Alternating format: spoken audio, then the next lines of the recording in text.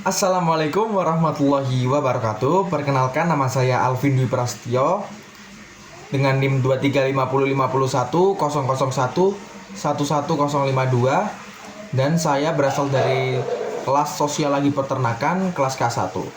Di sini saya akan menjabarkan mengenai solusi-solusi atau pandangan-pandangan dari kasus yang sudah saya upload, yaitu tentang PMK yang marak di Kabupaten Kediri, di mana banyak sapi yang mati dan juga di pihak pemerintah atau Dinas Ketahanan dan juga Dinas Ketahanan Peternakan dan juga Pangan ini melakukan upaya solusi, yakni mengedukasi para peternak agar bisa meninjau kembali atau memprioritaskan ternaknya agar tidak terjangkit PMK. Nah, karena terdapat beberapa kasus peternak ini memvaksin ternaknya karena hanya ternaknya ini terjangkit PMK saja. Jadi tidak ada upaya pencegahan dari para peternak tersebut.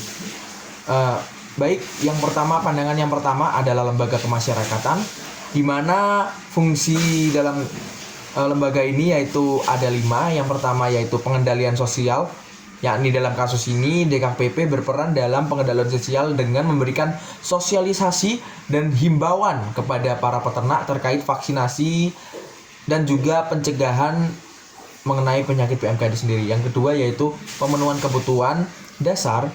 DKPP ini berusaha mendorong pemberian vaksinasi sebagai langkah utama pencegahan penyakit. Sedangkan peternak seperti Agus Mujiono ini memberikan asupan gizi tambahan yang gunanya untuk menjaga daya tubuh dari ternak itu sendiri. Yang ketiga yaitu sosialisasi. Sosialisasi ini dilakukan oleh pihak DKPP kepada para peternak agar mereka memahami bahaya PMK dan juga pentingnya vaksinasi ternak. Yang keempat yaitu menjaga identitas dan solidaritas, terlihat dari kesamaan nasib dan juga kepentingan para peternak, yaitu untuk menjaga ternaknya itu. Dan yang kelima adalah penyelesaian konflik, di mana DKPP ini berupaya menyelesaikan konflik ini melalui edukasi, melalui pendekatan yang persuasif kepada para peternak. Yang kedua ada ciri-ciri umum dari lembaga kemasyarakatan itu sendiri. Yang pertama adalah memiliki pola perilaku yang teratur dan juga tertib.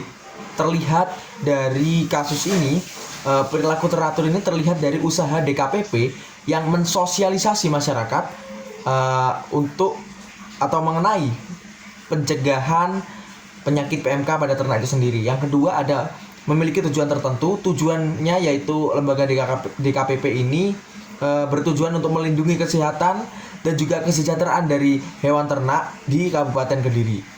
Nah, yang ketiga adalah memiliki sistem sanksi, yakni sanksi dapat berupa dampak langsung jika para peternak ini mengabaikan sistem vaksinasi. Yang keempat yaitu mempunyai lambang dan simbol tertentu. Nah, pada kasus ini DKPP ini sebagai lembaga yang mengatur dan juga menjaga kesejahteraan ternak di Kabupaten Kediri ini. Dan yang kelima adalah menunjukkan tingkat kekekalan yang di titik tertentu. Nah, meski pada kasus PMK ini mungkin berbeda ya pada setiap waktu. Nah, kebutuhan dan juga pengendaliannya penyakit ini merupakan tugas yang berkelanjutan dari pihak lembaga yaitu DKPP itu sendiri. Yang ketiga adalah cara mempelajari lembaga. Yang pertama ada analisa historis yang menunjukkan bahwa PMK ini telah lama ada di Indonesia dengan tingkat penularan yang tertinggi. Nah, khususnya pada wilayah yang padat ternak. Yang kedua adalah analisa komparatif. Analisa komparatif ini menunjukkan bahwa wilayah dengan kesadaran vaksinasi dan protokol kesehatan yang lebih tinggi berhasil mengendalikan PMK ini lebih baik dibandingkan Kediri gitu. Yang ketiga yaitu analisa fungsional, yang dimana DKPP ini berfungsi sebagai pengawas dan juga pemberi edukasi dan bertanggung jawab terhadap sosialisasi vaksinasi untuk mencegah penyebaran PMK dan menjaga kestabilan dari ekonomi peternak itu sendiri. Baik, berikutnya adalah conformity dan deviation.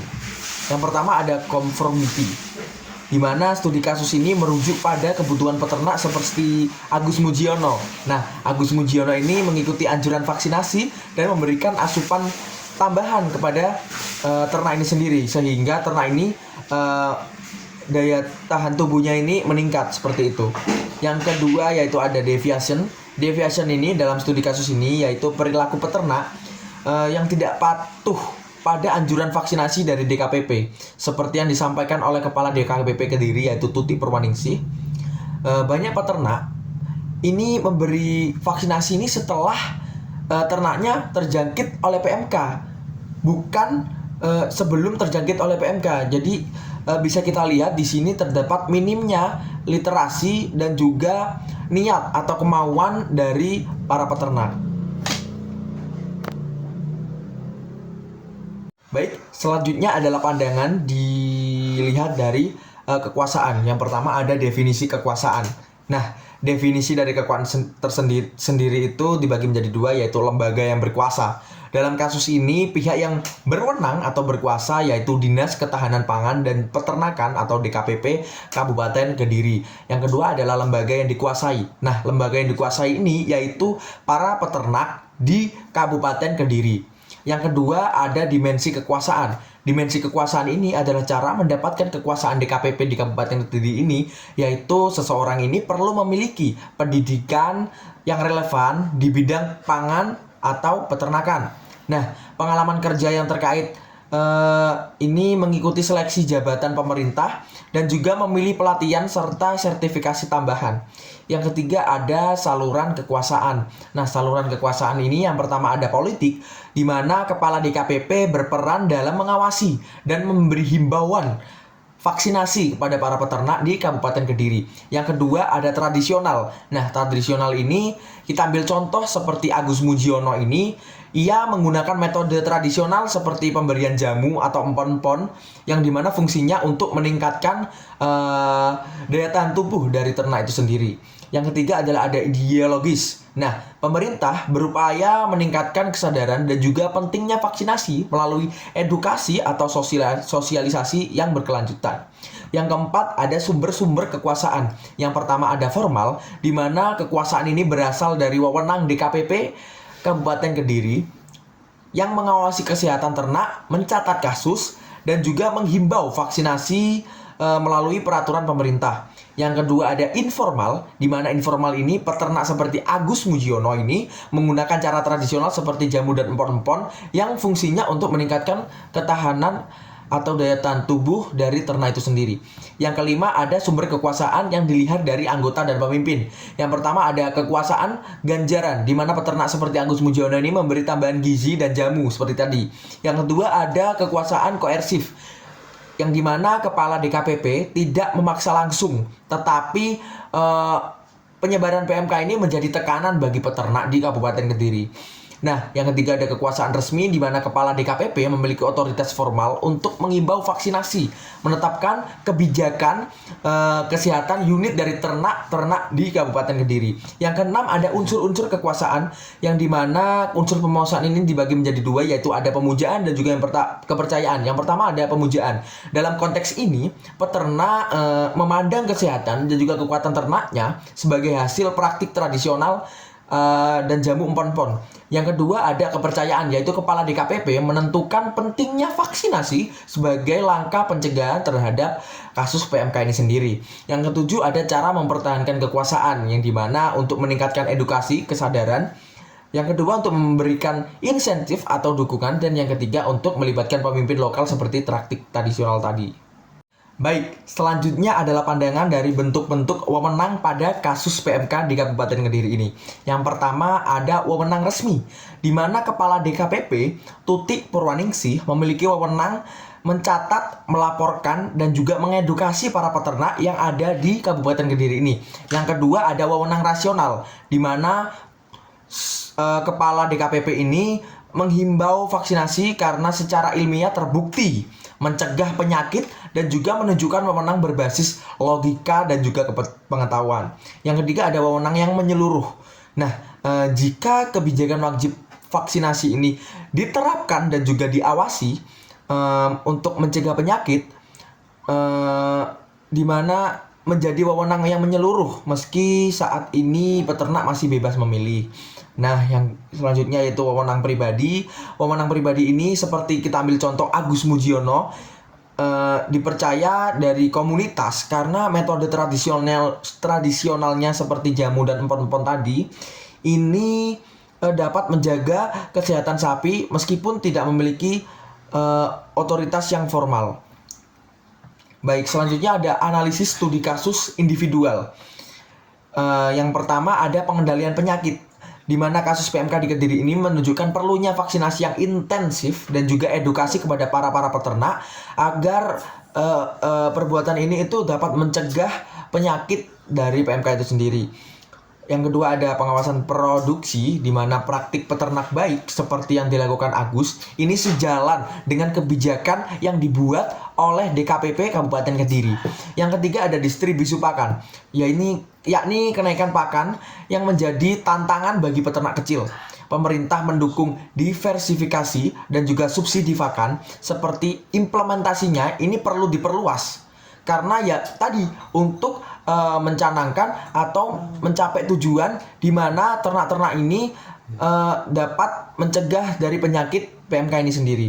Yang keempat adalah perizinan usaha, yaitu kebijakan penyederhanaan perizinan mempermudah peternak kecil mengakses bantuan teknis dan juga keuangan melalui kelompok atau komunitas peternak. Yang berikutnya yaitu impor ternak. Jadi kebijakan impor ini berdampak pada ketersediaan pakan dan juga keseimbangan pasar di para peternak tersebut. Yang kedua yaitu kendala yang dihadapi peternak dalam mengakses layanan birokrasi seperti prosedur perizinan yang kompleks, lambat, proses atau kendala biaya. Yang pertama yaitu ada prosedur vaksinasi yang kurang efektif. Nah, akses vaksinasi PMK ini sulit dan juga kurang terrealisasi karena dengan birokrasi yang dianggap rumit. Yang kedua ada minimnya edukasi, selanjutnya ada terbatasnya bantuan teknis, selanjutnya ada kenaikan biaya operasional di mana harga pakan yang tinggi sementara akses subsidi sulit akibat prosedur administrasi yang sangat rumit dan juga kompleks. Yang ketiga ada analisis bagaimana regulasi birokrasi dapat mempengaruhi produktivitas, efisiensi dan juga daya saing dari peternak kecil ini sini. Yang pertama yaitu ada produktivitas yang positif dan juga yang menghambat. Untuk yang positif, regulasi dan pengendalian penyakit ini membantu menjaga kesehatan dari ternak ini sendiri. Namun untuk hambatannya, prosedur vaksinasi yang lambat dan juga kurangnya sosialisasi ini menurunkan produktivitas akibat kematian ternak. Selanjutnya ada efisiensi. Efisiensi ini yang positif adalah akses mudah, kelainan teknis dan juga subsidi, meningkat efisiensi operasional. Selanjutnya adalah hambatan. Hambatan ini prosedur subsidi pakan yang rumit dan juga lambat menghambat efisiensi dari ternak itu sendiri. Selanjutnya ada daya saing. Positifnya dari daya saing ini, regulasi praktik peternakan modern ini meningkatkan daya saing melalui produksi yang berkualitas. Namun hambatannya ini adalah kurangnya akses inovasi yang membuat peternak-peternak kecil ini bergantung pada metode tradisional, yaitu metode yang itu-itu aja. Nah, kesimpulannya, birokrasi ini dapat mendukung jika regulasi mudah diakses dan cepat. Namun, prosedur yang kompleks dan juga kurangnya sosialisasi seringkali menghambat produktivitas dan efisiensi dari peternak ini sendiri. Yang keempat adalah peran instansi pemerintah. Apakah pelayuan yang ada ini sudah cukup untuk mendukung kebutuhan dari peternak? Jawabannya ya ini melalui DKPP yang mendorong vaksinasi untuk pengendalian PMK. Namun kurangnya sosialisasi dan juga akses layanan kesehatan membuat peternak kecil ini masih mengandalkan metode tradisional seperti jamu empon-empon tadi. Selanjutnya adalah pandangan dari sumber perubahan sosial. Yang pertama ada sumber teknologi, di mana vaksinasi PMK ini sebagai teknologi yang baru menawarkan solusi pencegahan penyakit meskipun penerimanya di kalangan peternak ini masih beragam. Yang kedua adalah sumber ekonomi, di mana keterbatasan dana dan juga tingginya harga pakan membuat sebagian peternak ini enggan untuk melakukan vaksinasi. Yang ketiga adalah sumber kultural, yang dimana rendahnya kesadaran akan vaksinasi dari peternak-peternak itu sendiri. Yang keempat adalah sumber pendidikan dan juga informasi, di mana kurangnya edukasi awal ini menjadi hambatan Tetapi informasi tentang manfaat vaksinasi mulai menyebar ini setelah adanya kasus dan wabah yang sudah menyebar. Yang kelima ada sumber eksternal, di mana wabah PMK ini menjadi pemicu perubahan. Mereka ini peternak mengubah pada perawatan ternak guna mengurangi dari dampak penyakit itu sendiri. Yang selanjutnya adalah faktor pendorong dan juga penghambat dari perubahan sosial. Faktor pendorongnya yang pertama yaitu krisis wabah. Ancaman PMK ini memaksa para peternak untuk melakukan tindakan seperti vaksinasi. Yang kedua adalah kesadaran individu, di mana contoh positif seperti Agus Mujiono yang memberikan empon-empon atau jamu kepada ternak, gunanya adalah untuk meningkatkan daya tahan tubuh dari ternak itu sendiri. Selanjutnya ada keterbatasan ekonomi, yaitu biaya pakan dan juga vaksinasi ini menghambat tindakan preventif dari para peternak. Yang keempat adalah resistensi perubahan, di mana skeptisisme terhadap efektivitas dari vaksinasi ini sendiri. Yang terakhir yaitu harga pakan yang tinggi. Nah, fokus ini itu pada pakan, ini mengurangi prioritas dari vaksinasi, karena yang utama adalah pakan, bukan vaksinasi, seperti itu. Baik, selanjutnya yakni yang terakhir yaitu tahapan proses perubahan sosial dalam kasus PMK di Kediri ini. Yang pertama adalah tahap adaptasi, di mana peternak ini mulai menyesuaikan diri dengan ancaman PMK melalui vaksinasi dan juga asupan-asupan tambahan seperti jamu herbal atau empon-empon yang dilakukan oleh Agus Mujiono tadi. Yang kedua ada saluran perubahan, di mana edukasi dari DKPP dan pengalaman kerugian ini mendorong peternak memahami pentingnya vaksinasi PMK itu sendiri. Nah, selanjutnya yakni disintegrasi, yakni kurangnya kesadaran vaksinasi memicu penyebaran PMK di beberapa kecamatan di Kediri. Yang terakhir yaitu reintegrasi, di mana edukasi dan juga langkah preventif yang dilakukan oleh pemerintah ini mengembalikan kestabilan kesehatan dari ternak itu sendiri. Dan selanjutnya itu ada bentuk perubahan sosial pada kasus PMK di Kediri ini. Yang pertama ada perubahan yang progresif, di mana kesadaran peternak ini meningkat terhadap pentingnya vaksinasi dan juga pencegahan penyakit yang telah mengalami dampak langsung dengan pendekatan tradisional atau jamu herbal tadi. Selanjutnya itu ada perubahan yang terencana, di mana edukasi dari DKPP ini mendorong peternak untuk memahami langkah preventif guna mencegah penyebaran dari penyakit PMK ini sendiri. Nah, penyesuaiannya ini apa? Yaitu strategi bisnis seperti menjaga kesehatan ternak tanpa menambah stok, mencerminkan adaptasi terhadap kondisi ekonomi atau kenaikan harga pakan. Itu harus diperhatikan. Baik, sekian apa yang dapat saya sampaikan mengenai pandangan-pandangan dari kasus PMK di Kediri. Apabila ada salah kata dan juga kekurangan dari saya mohon maaf sebesar-besarnya. Akhirul kalam, wassalamualaikum warahmatullahi wabarakatuh.